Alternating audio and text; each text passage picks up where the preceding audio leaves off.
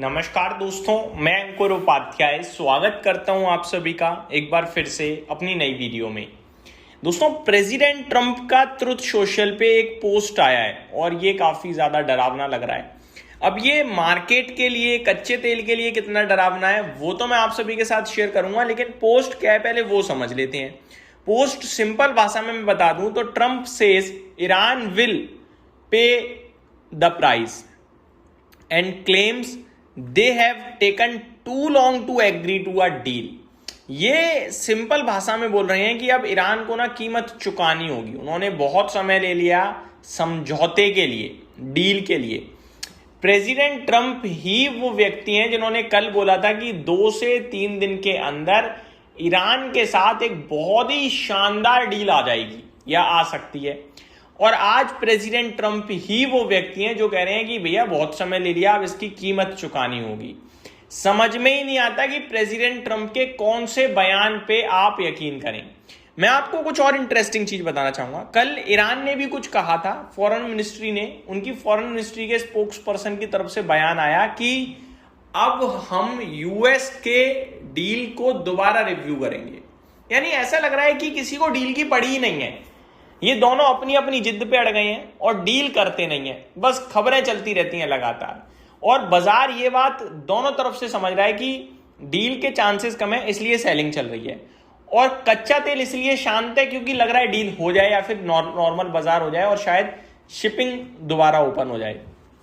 खैर, समझ में नहीं आ रहा है क्या होगा क्या नहीं। मैं थोड़ा डिटेल में आप सभी के साथ शेयर करना चाहूंगा। US President Donald Trump said Wednesday that Iran has taken too long to negotiate a peace deal and will now have to pay the price.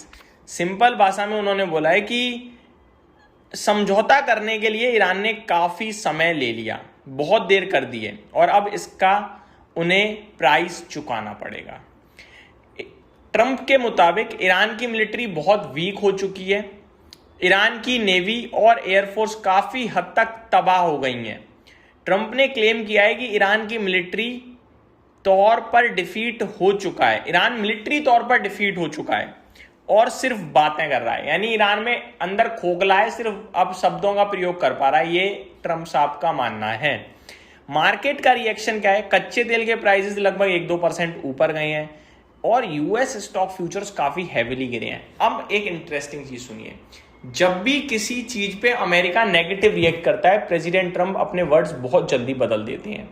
अब इस पे नेगेटिव रिएक्शन है तो प्रेसिडेंट ट्रंप डेफिनेटली कुछ ना कुछ ऐसा करेंगे जिससे अमेरिका का बाजार दोबारा ऊपर जाए या सुधरे, क्योंकि वो अपने बाजार को गिरता नहीं देख पाते हैं।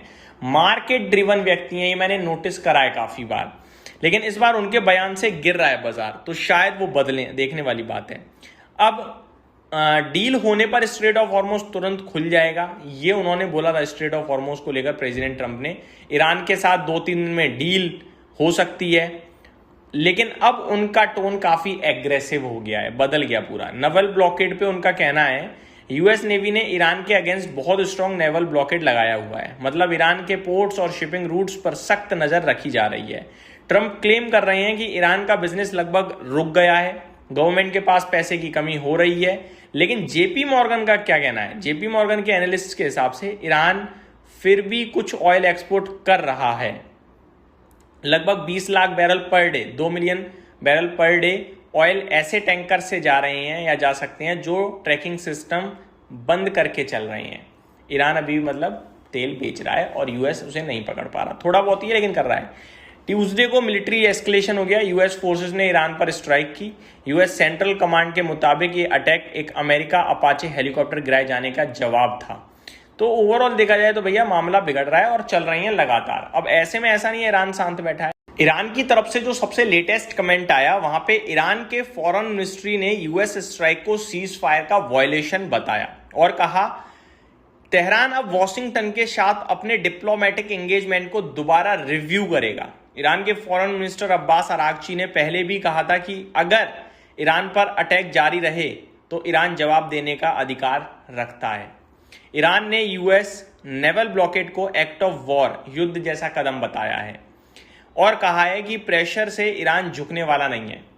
कुछ रिपोर्ट्स के मुताबिक ईरान ने गल्फ रीजन में यूएस लिंक बेसिस पर मिसाइल और ड्रोन अटैक भी किए हैं, जिससे तेहरान ने यूएस स्ट्राइक के रिस्पॉन्स के रूप में जस्टिफाई किया है।